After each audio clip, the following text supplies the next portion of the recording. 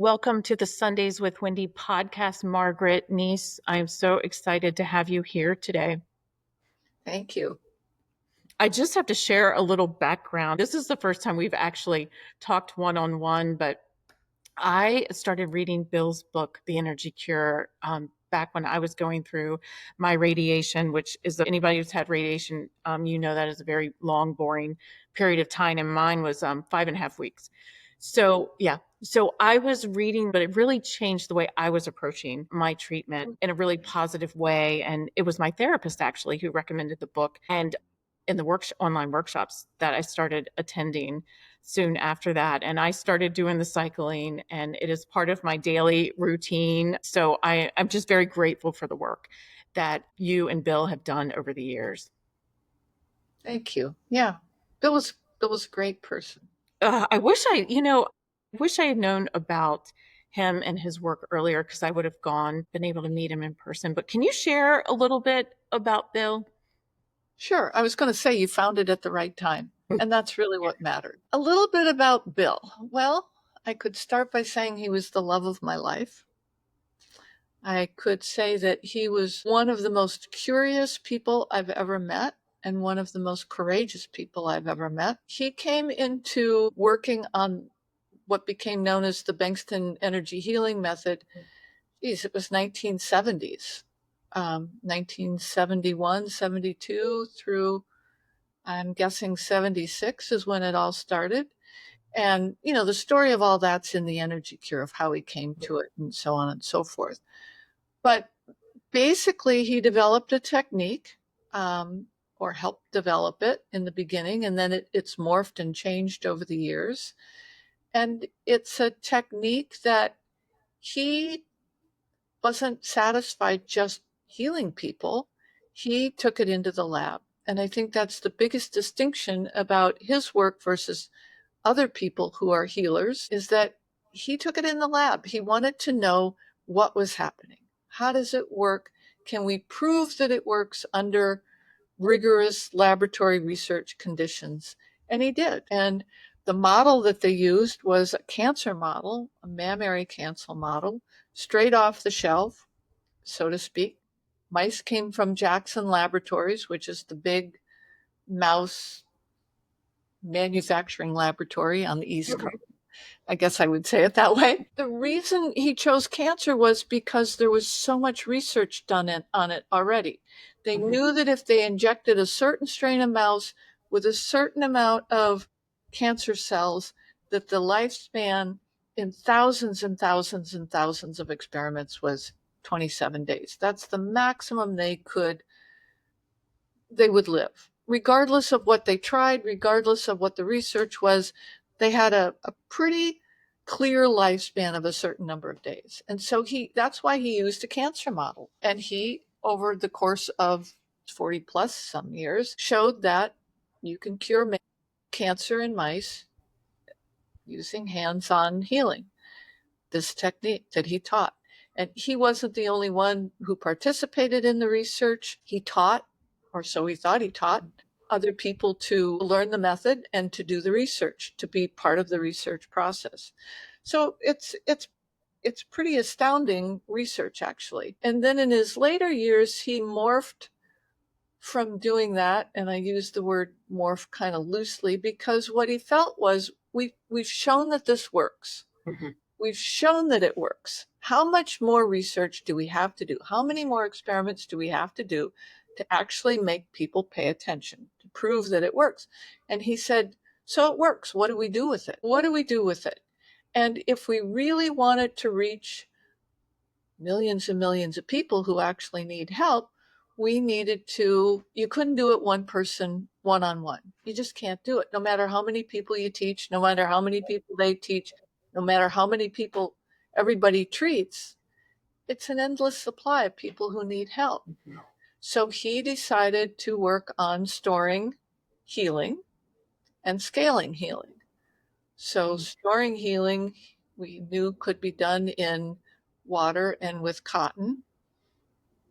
How do we take what we know and then scale it so it's available to a number of people? So in a nutshell, that's a little bit about the research that he did over the years. I was drawn to him in the book because he spoke to it from a scientific perspective. So you had to pay attention, Yeah. but there was something underneath it too that was I was so curious about, and I would love it when he would say, we're not, you don't have to flail around on the floor like the woo woo, kind of healing, and everyone would laugh. But it was just the way he approached the topic I found to be Yeah. so cool. He, a couple of things about him. He never, ever wanted to be considered a guru or the great white whatever, never wanted that. In fact, he would run from it. He always said, I don't know. I mean, do we know how this works? We know it works. Do we know how it works? We don't know how it works. We've just begun to poke at it to say, this or that. We can say, oh, well, an EEG, will show changes in a healer's brain waves or whatever we can show. But is that the cause of the healing? Or is that an effect of healing actually happening? There's so much we don't know. There's just so much we don't know. I know. And that I think is what is so fascinating that, his research will really spur other people to I be hope so. curious. And, you could just be watching him and see the wheels spinning in his mind. Yeah. And he was always thinking, and he himself would say, I come up with an idea or a theory, right? Or a way of looking at something. And he'd say, I immediately can poke holes in it. He was always sort of in his own mind going, well, what about this? Nope, this. He was always poking at his own way of looking at things. And I think that's really valuable, you know? As a participant, I never felt like it was a lecture. Too much of a Yeah. lecture, right? Yeah. And I I mean, felt like it was a better way to like absorb, I think. yeah. And he always asks that people think, you know, and the core of the method, which is basically make a list of things that you want selfishly and then learn to cycle through them until you're really proficient at it. I mean, that's a very simplistic way of saying it. So once you have that, he'd say, learn it, do exactly as I say in a workshop to learn Mhm. it, and then practice it and then make it your own. Make it your own. Go beyond me. I mean, that was always his mandate. Make it your own and go beyond me. If I say I've treated X and you say, well, you haven't treated Y, should I try? He'd always say, yeah, try. Go Yeah. beyond me. See if you can do it. And I really appreciated that about him, how humble he was about Oh, his yeah. work. And, in his book, I was, reading at a very tender time when I was going through my treatment. And he, in there, said, I can't cure anyone who has had chemo and radiation. And it kind of always stuck with me. But then when I was on the calls, that topic would come up and he would say he kind of changed his tune about it. He He did. did. And he said, prove me wrong. We see this a little differently. Oh, this stuff is just evolving. It's evolving. And that's what healing should. It's evolving. I mean, nothing is static in this world. Mhm. Everything's evolving. But in terms of the practice and chemo and radiation, early on, for one thing, chemo and radiation has changed a lot. Mhm. And it's become not quite as harsh. If you've never read a book called The Emperor of All Maladies, Yeah, I've read yeah, that that's pretty enlightening about how chemo came into being and the effects of it and so on and so forth. So it's changed a lot over the years.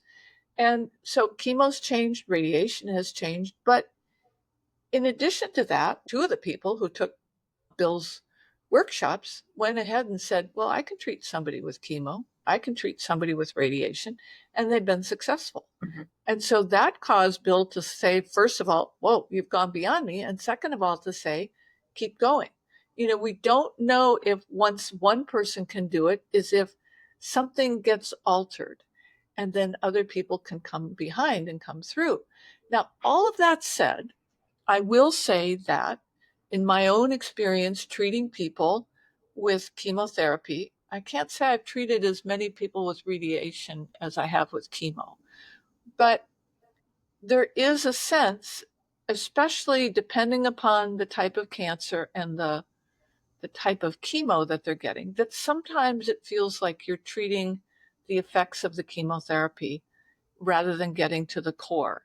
And the other thing is that um, it depends, I think, on a lot of factors. The individual, how soon you're treating after chemotherapy, and maybe it's good to actually help with the effects of chemo. So you're not nauseous and you're not so devastated from it. But are you actually getting to the root? Well, certain people seem to be doing that, that it's effective. And so Bill changed his tune on it. I would say that I think there are tipping points. Yeah. And so if you're going along and you're going along, and I've actually seen this where somebody had chemo, you treat, and their white blood cells are getting worse and worse and worse. The count's getting worse. So they hold off on the treatment, on the chemo. You treat, and maybe you treat once or twice, and the white cell count comes back into where they want it, or the red blood cell count, or whatever. And so they do chemo again.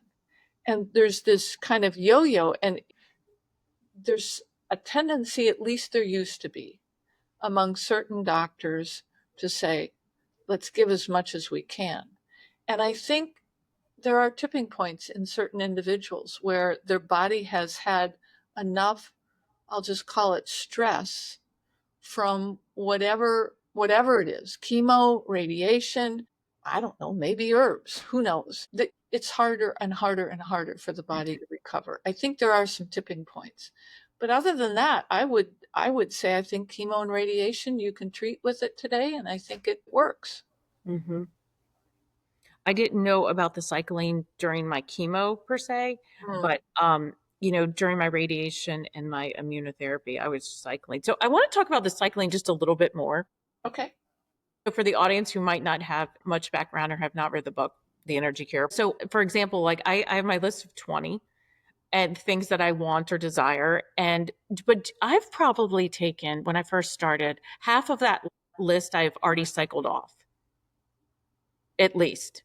You You mean know, you've gotten what you want? what I wanted, or for instance, like I wanted my hair to be back with Yes. long layers. Here I am. I love it when I can take something off my list. So we cycle all, these things, and I picture it in my mind. And what was really cool, and I thought really engaged the group, at least on the calls, were like you to cycle that many things, you have an image. So some people had like a race car track, and people would chime in, the infinity symbol. Mine is more like in a Stargate. I feel that juices me up. But it's so fun to hear what other people are doing. Yeah, some people shoot it out of a cannon. Wow, that's aggressive. Yeah. Some people throw confetti in the air. It made it so fun. Well, it's supposed to be fun. Bill would say if you're not having fun when you're doing it, you're messing up. Yeah. That he always said it because when you first learn it, you really want to like apply it and do it. But then he would always at the end say, "Have fun." Have fun. Yeah. Yeah. I mean, it takes some effort to learn it. Hmm. It takes some effort to learn it, but it's effective. And one thing I would say is cycling isn't a healing technique. It can be used for healing, but it's not a healing technique. So one of the first times I was at a workshop and walked into the room, and I met a couple of women talking in the back of the workshop, and I said something, and they said, "Oh, we're not healers. We're here because we want what we want. We're selfish. We want to get what we want." So it's not a healing technique. Like if you do, I'm most familiar with healing touch, but there's Yeah. certain techniques where you move your hands in a certain way, and there's a thought that you're actually changing the energy field. Hmm. No, the technique is actually doing something.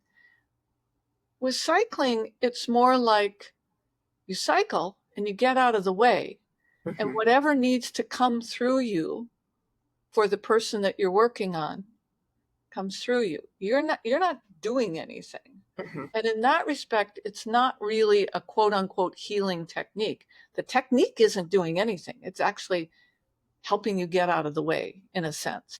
Yeah, and I'm Reiki. So in Reiki, we describe it as becoming a channel, Yeah. right? Yeah. So similar. It's similar in that respect, but cycling, a lot of people use cycling for all kinds of things. I mean, we know people who have taught people who are depressed how to cycle. And people who are severely depressed, Wow. if they can put one thing on their list, it changes their life. When you learn to cycle, and you really learn a lot about yourself. Mm-hmm. There's a lot of things that you think you want that sometimes you really don't want. Take some diving into it and really, exploring. Yeah. I was talking to someone just this week, and she asked me, Wendy, have you ever had anything, and she didn't say list per se, but like that you've wanted or tried to manifest that did not happen? And I said, that's interesting because I can say no because there's things on my list, but I'm the block. I know I'm still the block about. So I said, no, I think it's endless. I think if you put it on the list, you can. I think you can. And I think what there's a lot of people who put something on the list and they expect it to show up tomorrow. And there's never, I don't think there's, well, I shouldn't say never. There are times, but it's often not a direct line or a direct course to what you want. Mm-hmm. Sometimes the route to get there is awfully circuitous. It, Yeah. bumps along. And Bill used to say that he thought that what you were doing when you cycled is to put a future address. You're creating a future address, Mm-hmm. plopping an address out there in the future. This is where I want to be. And then what you're doing is you're allowing, he called it a teleologic pull or a teleological pull from the future. So rather than you creating or causing something to happen, Mm-hmm. which is a lot of what the manifestation techniques you're causing or you're creating. This is more like, here's the future I want to be in. It's like you're casting a line out there that catches on that address and it pulls you toward it. It's like the end pulls you toward it versus being pushed from the back or causing something to happen. It's a little bit different way of looking at it. And I'm not saying manifestation techniques don't work because I think, a lot of people get what they want doing other things. In this, it's rather freeing. Yeah. Because you're saying, this is the future I want. You don't have to worry about the means at all. All you need to worry about is that the end point that I really want. I know it's an interesting thing because you don't have to do as much work, right? We get stuck on Yeah, you're we doing have the to work do it. We we have have to. to do it, but I feel like it's more of a matching almost like we are set it out there and then you're matching yourself to I feel like it's there. It's not that it's not there, it is there, but we have to match to get it, Yeah, maybe. I don't know. I don't know. I do know that it feels like being drawn towards something to me. Mhm. Whatever that feels like to other people, but it's different from making it happen. Mhm. If you really look at it, I mean, people struggle to make their list, and I get that in the beginning. Mhm. And some people say, well, geez, and they complain, but you're really given Aladdin's lamp. How many things do you want? I mean, one person had 99 things on their list. 99? 99. Came Wow. up with nine, just like bang, there they were. I've never, I mean, if I do 20, 25, 30, you know, sometimes it's 17, sometimes it's Right. 15. But, the sky's the limit. We think of the universe as being limited, and I don't think it's limited at all. I think it's a concept that we have that I think is erroneous. Mhm. Yeah, I think that sometimes we don't feel like we deserve it or something. I usually keep about 20 things on my list, but I've been in situations where I've asked people, generally around something medical, like, can I put you on my healing list? Mhm. And I do. And all those people have rolled off. And that's something we get commonly asked is if you're actually a healer and you're doing treatments, you have a practice and you're actually doing treatments, or even if you're just somebody working on your friend, you don't have to put them on your list in order to give a treatment. Yeah. Yeah. Yeah. But you can't put them on your list. Hmm. You want to. It's again, your list is selfish. It's your list. It's not anybody else's. All right. Can you give us an example? Do you have something unusual Oh. on your list that you got? That I got? Sure. I got two things. Actually, three things. Oh, I'm just thinking received more than that. But yeah. one of the early ones was I love cut flowers, and I'm too cheap to buy them for myself. And Bill used to show up with cut flowers all the time. He'd just show up. There they were. So that was one. I love yellow socks. That was something that was on my list early on. Mhm. Yellow socks are hard to find, believe it or not. People would mail them to me. Outside a hospital. Yeah. And those aren't the kind of yellow socks I want. Let me see. I had dinner in Paris with Bill. When Bill was ill, there was a time when he couldn't get out much, and I had walking the beach with him. We managed to walk the beach Mhm. more than once. Once you get it, you take it off. But Yeah. yeah, some pretty significant things, small things. Yeah. Well, you have a healing background of your own. Can you share a little bit? Well, what I have is I worked for Healing Touch program as a business person. I was never a practitioner, but I was the editor of Energy Magazine. And that magazine, we had articles in it about all kinds of modalities, which was really wonderful. It's still going, by the way. It's a great piece. So everything from meditation and acupuncture to spiritualism to some more sound healing, minor modalities, things people know about. So we printed a lot of things. And my own background is just through my family, which was,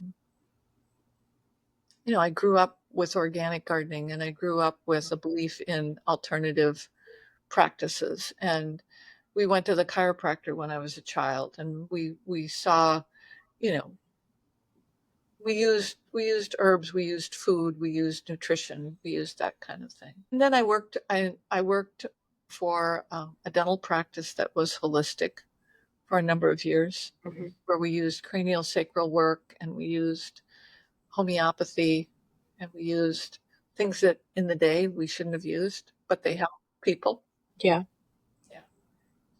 Well, tell us a little bit about the work that Bill was doing and the work that you're trying to keep alive. Well, Bill was writing a second book, and we're well underway with that still. I'm wanting to finish that. Before Bill died, we had 40 plus hours of interviews and a number of chapters written and a book outline. So it was well underway when he died, but it needs work to finish, and I'm working on that. We have some research that was completed that looked at the water product. So, could we store healing in water and could we scale it to make it readily available on the market? I mean, if you come to a workshop, we will teach you how to treat cotton, treat water. But again, it's one bottle of water, you can treat it. And we found a way to create a formula that then is put inside a device that can scale it. We've done several pieces of research on that water that says it's doing something. Now, what exactly is working? How does it work? We don't really know. There was a paper that is being written about research that was completed before Bill died that was using C. elegans worms to look at longevity with the water. And it showed, you know, a worm's lifespan is pretty short. And I don't quote me on this because I probably have the number of days wrong. It's something like 30 days if they live a long time. And it showed a 10% increase in longevity. And so we're just working on getting that paper ready to submit for publication. So we have that piece. We have some research that's being done right now in Taiwan that we're hoping will begin to replicate in outside labs the research with the water.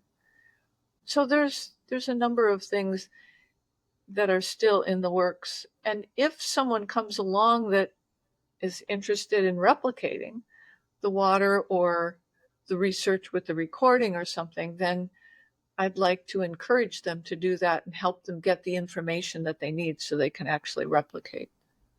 Do you have any workshops planned? We have workshops planned. We definitely have workshops planned. So before Bill died, we had, don't quote me on this, 5 or 6 practitioners who had participated with us in a number of workshops over the years. And we've created a platform now where, and they'll be teaching. I might do some teaching myself. I'm not sure yet, but the workshop will be in October. That's the next one coming up. I don't remember the exact dates, but it's on the website. And we have some advanced practice days. I think the next one will be scheduled for November.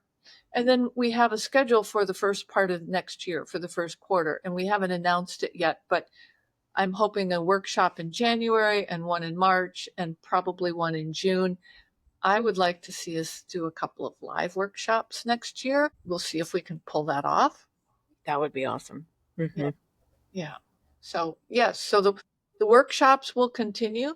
Hmm. And we have a list of practitioners. If somebody needs to work with a practitioner and they write info@bengstonresearch.com, I'm happy to send out the list of practitioners that they can contact. Hmm. So, yeah, the method and the work continues. Yeah, and if I remember correctly, there were usually 300 plus people on those calls, and from all over the world. Well, what you're referring to is we used to do a quarterly let's get together and cycle and have some fun. That's what you're referring to. And yes, we usually have, I think the smallest we ever had was about 200, but it's usually at least 300 people and it's from all over the world. And we get together and cycle together and have some fun and explore thoughts and ideas. So that's kind of separate. And that's, if somebody wanted to sign up for that, we ask that people who attend those know how to cycle, but every once in a while we do one that is just for the general public and we announce it and they can sign up for those at, again, there's a newsletter that they can sign up for on the website. But the workshop actually teaches the method, and that's what I'm referring to in October. And those usually are somewhere between, 30 to 60 people. So, what do you think Bill would want people to remember most about the method? Be playful. Stay playful. The minute you try to concretize something, the minute you try to put it in a box and say, this is it, it's only this, I have revealed truth, I know what it's all about, or this is the way it's done, or this is the way I do it, or whatever, it declines, it deteriorates. Be playful, have fun with it, you know? And I think it's hard for people to be playful. I don't think they know how to do it. I think it takes a bit of learning how to be playful. All you have to do is watch your grandkids, but Mhm. if you have a 4-year-old, they know how to be playful. They do. They're the best teachers, right? Yeah, yeah, they are. They are. So, yes, be playful, have fun, go beyond him. I know. He was so humble in that way. He was. He So, was, so humble. yeah. And let's back up for a minute because the conversation about the water and the cotton, I think, is, for many people watching this might not understand that integration. But Oh, could you right. share a little bit about like, Well, all of that really started with Bernie Grad, Dr. Bernard Grad, who was a researcher at McGill University. He's now passed away, but he was a mentor of Bill's. And they got together, and Bill read his research before he even met Bernie. But Bernie started with a healer by the name of Oscar Estebani, and they used cotton. Estebani would hold the cotton in his hand, and then they were doing things like accelerated wound healing with animals, with cells, with plants, and they found that it changed things, that the healing was accelerated. So Bill learned of that research and he started using his method to what we call treat or charge cotton. Mhm. And cotton, when you treat it, it has a certain feel to it. It's almost like it draws something out of you. That's the best way I can explain it. And some people have explored other natural materials and silk and things, but cotton's cheap.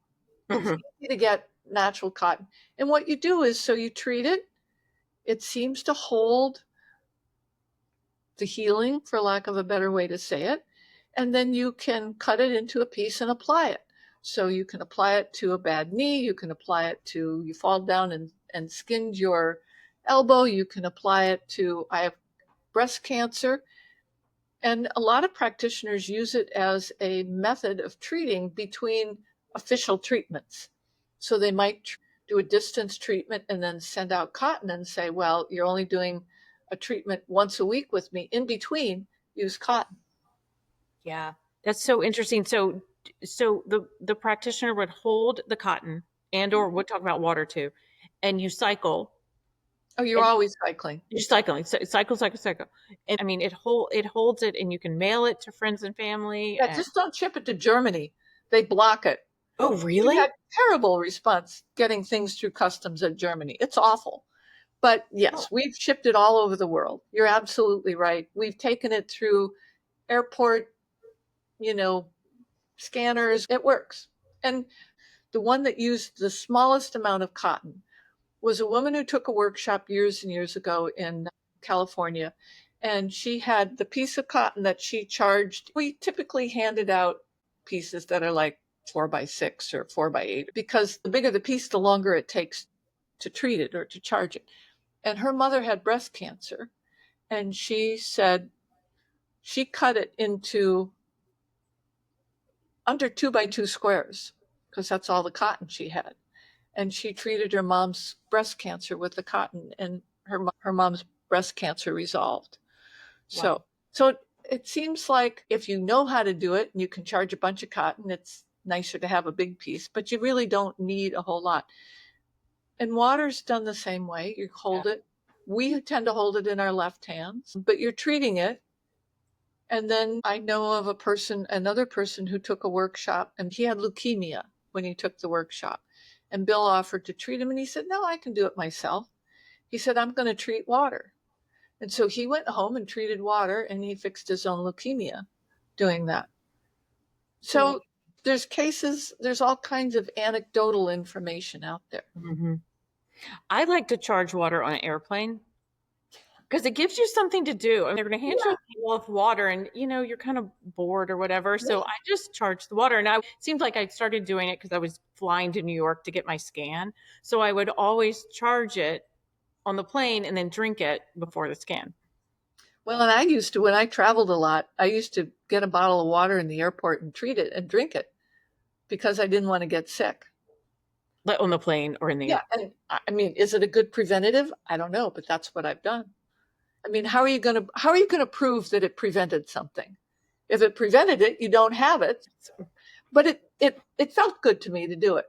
And it's fun. Bill would like it because it's fun. It's absolutely fun.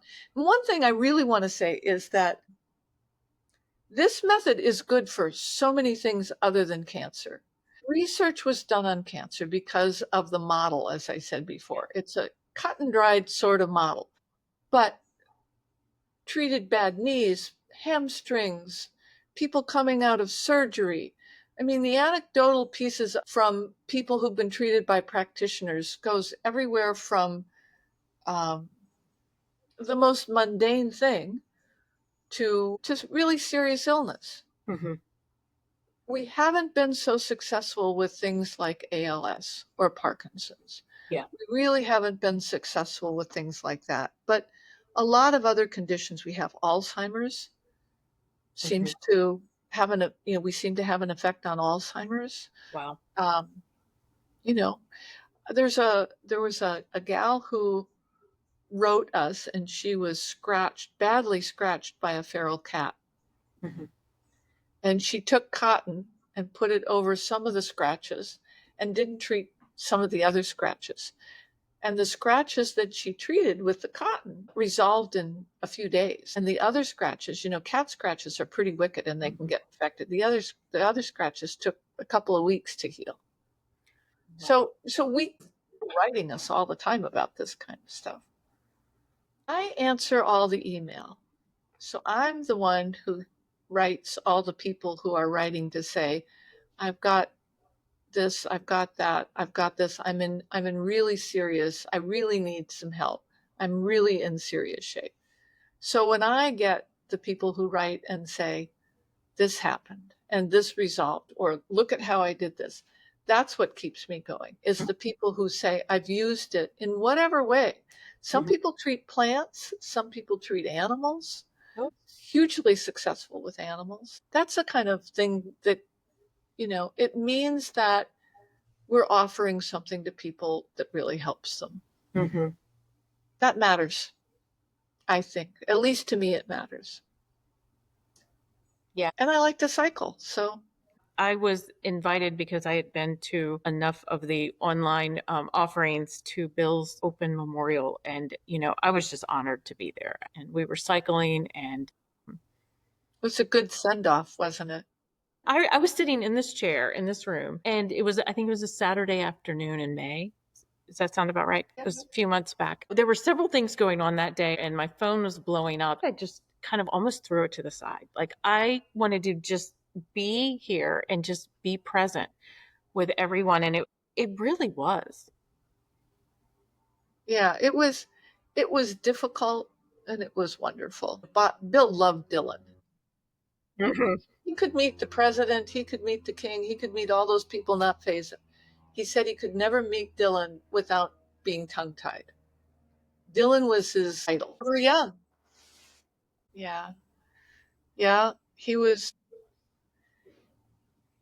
an amazing person. He was truly an amazing person.